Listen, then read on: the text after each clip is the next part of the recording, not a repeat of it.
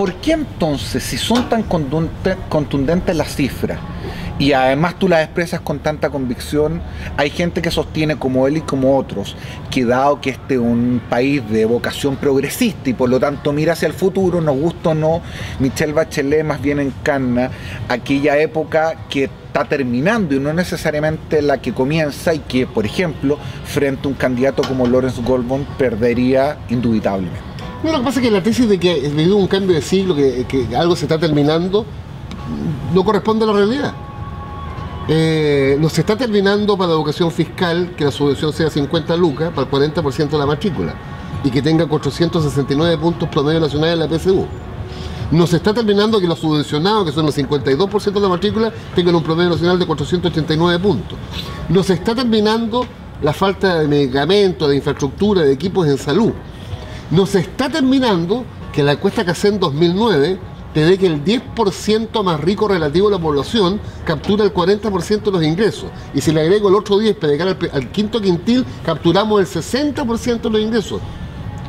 No se ha movido prácticamente nada el coeficiente de Gini en Chile. 0,55 con Ewell, 0,53 con Lago, 0,50 hoy día. Somos el país más desigual de aquel grupo de príncipes OECD. Hace 2 semanas atrás en el Mercurio, el país más desigual de la OECD, Chile. No se está terminando, ni hay cambio de ciclo, que la presión tributaria nuestra sobre el producto es de 17 puntos. En la OECD es de 36 y en la Unión Europea es de 38. No se están terminando los abusos. De acuerdo. No se están terminando los oligopolios. No se está terminando el abuso de los bancos. Es indecente en Chile que el proyecto social de Piñera, los 4 proyectos de estrella, postnatal, jubilado, la cosa de los 50 años de matrimonio y el ingreso ético, de acuerdo a Felipe Larraín, tienen un costo fiscal de 520 millones de dólares, que equivale exactamente a las utilidades de la banca en enero y febrero. ¿Qué se está terminando en Chile? ¿Qué ha cambiado radicalmente desde el punto de vista de la disputa entre el factor capital y el factor trabajo? Lo que pasa, Pancho, es que no pudiendo estar más de acuerdo en algunos trazos de tu argumentación, cuando uno te escucha, la pregunta que se haría cualquier telespectador y ¿qué cresta hicieron los 20 años que estuvieron en el gobierno? Cosas sustantivas. Sé que estas cosas que son tan sustantivas como lo que tú describes se han movido prácticamente nada. En mi opinión, el gran déficit de los 20 años es que no transformamos el país desde el punto de vista de la justicia social.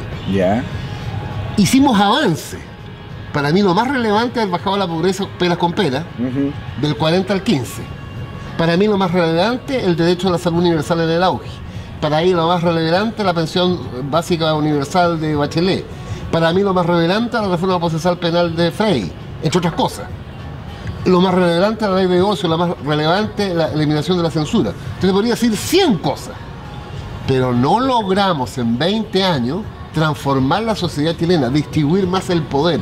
El poder está más concentrado que nunca. Hoy día el poder está en una sola mano, el político, el cultural, el económico. Lo que pasa es que esa cuestión, Pancho, mira, es extremadamente grave por lo siguiente. Esto no te lo voy a explicar a ti porque eres un distinguido profesor de historia y en esto sabes bastante más que yo. Pero cuando uno mira la historia política de Chile, si hay algo que finalmente divide a que una persona sea de izquierda o de derecha, tiene que ver con estas cuestiones más bien de carácter económico social, de la distribución del poder, de acuerdo. Por eso la gente y todo mata lo y cultural y lo valórico es interesante, pero más bien lateral. Paréntesis. Lo que tú me estás Chile, diciendo, que una coalición de centro-izquierda gobernó durante 2 décadas en lo que muchos de nosotros seguimos creyendo uno de los proyectos más transformadores que ha habido en nuestra historia, probablemente la coalición más exitosa, pero del punto de vista más significativo que divide a alguien de izquierda y de derecha, no hay cambios sustanciales. Exactamente. No cambiamos y nos transformamos el país. Y de hecho tengo un ejemplo que pasó en una caricatura. El Piñera del 90 su patrimonio eran 200 millones de dólares. El Piñera 2009 dejamos un patrimonio de 2.400 millones de dólares, multiplicado por 10. Todos los grupos económicos deben ser 10 veces más grandes que en 1990. La concentración de la economía es mayor ahora que antes. Los oligopolios son más fuertes hoy día que antes. La única rectificación tributaria la hizo Elwin del 10 al 15 del impuesto de la categoría y Lagos 2 puntos, del 15 al 17. Entonces, hay que tener cojones y reconocer que Chile, un 90% de la población, C1, C2, C3, D y E, lo que quieren es transformación. Y la verdad es que el 10% más rico de la población está mucho mejor ahora que en 1990. De acuerdo. Todos los grupos están mejor ahora que en 1990, pero la tasa de cambio, la tasa de avance de los grupos socioeconómicos es muy desigual entre unos y otros. Y nos faltó, en mi opinión, certeza, audacia, coraje para avanzar más. Ya. Ahora, certeza, coraje y audacia fueron cuestiones que cuando se plantearon los gobiernos de concertación hubo reacciones bastante disímiles y algunas de ellas destempladas. A mí me tocó presentar un libro de quien es tu amigo también mío, Carlos Minami, que se llamaba Los debates silenciados, a propósito de un conjunto de tesis que él y otro esgrimió en algún minuto, y lejos de contribuir eso al debate interno concertacionista, fueron mirados como un acto de sospecha, como de traición. La disidencia es duramente castigada del gobierno. Eso tiene otra interpretación. A ver. Parte del diagnóstico que yo te estoy diciendo es porque en forma gradual fue hegemonizando gramscianamente a la concertación una minoría sólida, orgánica, transversal, que se acomodó con el poder, que se sentía más a gusto en Casa Prieta que en la CUT, que se sentía más a gusto en la SOFOFA que con la CONFENATS. Y eso tuvieron mucho poder, demasiado poder. Ahora, esos que monopolizaron las políticas públicas, buena parte de las 2 décadas concertacionistas, que se autogrimen como los genuinos representantes del ADN concertacionista, que en su época diríamos el Mapu Martínez. Exactamente. Sin embargo, yo creo que fueron, más allá de todas las críticas, coherentes, en que pero mire, si cuestiones más, cuestiones menos, defendieron un modelo de crecimiento y desarrollo social para el país que fueron capaces de sostener el gobierno. Y fuimos sostenidamente, así como se sostuvo el gobierno en la gobernabilidad, sin tocar a la derecha empresarial y política, fuimos disminuyendo el respaldo. ¿Y dónde estaba la disidencia, Mancho? La disidencia es aniquilada políticamente cuando se enfrenta a estos grupos. Porque la red de estos grupos es de tal magnitud, es de tal poder, es de tal reproducción mediática, comunicacional de los mensajes. Estos son los grupos que actúan de acuerdo a los códigos que establece la derecha. La derecha en Chile y los grupos económicos establecen quién es sensato y quién es insensato, quién es racional y quién es irracional, quién es prudente y quién es o imprudente. Y los van cooptando de las formas más diversas, pero al final terminan co-gobernando con la derecha. De acuerdo, pero sin embargo, y tú eres quizá el mejor ejemplo de esto, nadie te va a venir a explicar a ti cuáles son las destrezas comunicacionales que hay que tener o no hay que tener para enfrentarse a los medios.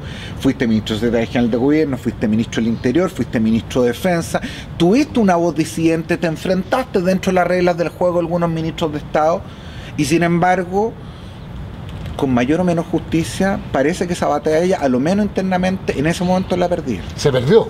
Y la mejor demostración, más que en lo personal, es que perdimos el gobierno. Y no solamente eso, el candidato a la concertación sacó en fuerza propia el 29%. Nos desangramos por la izquierda. Arrate, Navarro, Marcos Enríquez Minami. Una izquierda, si tú quieres, la primera más tradicional, la otra izquierda más moderna o más audaz. Un mínimo de sangre por el centro, el PRI, pero ojo, pidiendo rectificación del modelo económico. Y unas gotas, yo no sé si de sangre o de pus, por la derecha, Flores Chauzo. Entonces, nos desangramos por la izquierda. De acuerdo. Ahora, cerremos. Espera. No solamente nos desangramos desde el punto de vista orgánico del que estoy hablando. El hecho de que no hayamos podido convocar a 4 millones de tipos, hombres y mujeres, entre 18 y 29 años que no están inscritos, es uno de los grandes fracasos nuestros. ¿Estáis de acuerdo con la inscripción automática del voto voluntario? No, estuve de acuerdo. Ya. Ahora no, porque no puede ser considerado una cosa en sí misma, hay que verla en el contexto. Y está en el poder de la derecha en Chile, de todo tipo, que el resultado es el siguiente. 8.000 cabros en Las Condes entre 18 y 19 años, 4.000 inscritos. 8.000 cabros en La Pintana entre 18 y 19 años, 400 inscritos. Los muchachos de Las Condes tienen conciencia de clase. Los muchachos de La Pintana tienen la anomia social. Y en consecuencia, si nos vamos a la inscripción automática y el voto voluntario, cosa que en Suiza, en Europa es espectacular, en la realidad de Chile, por la correlación fáctica del poder en Chile, es un desastre. Pero fíjate por qué te estoy poniendo este caso. No es con Suquía.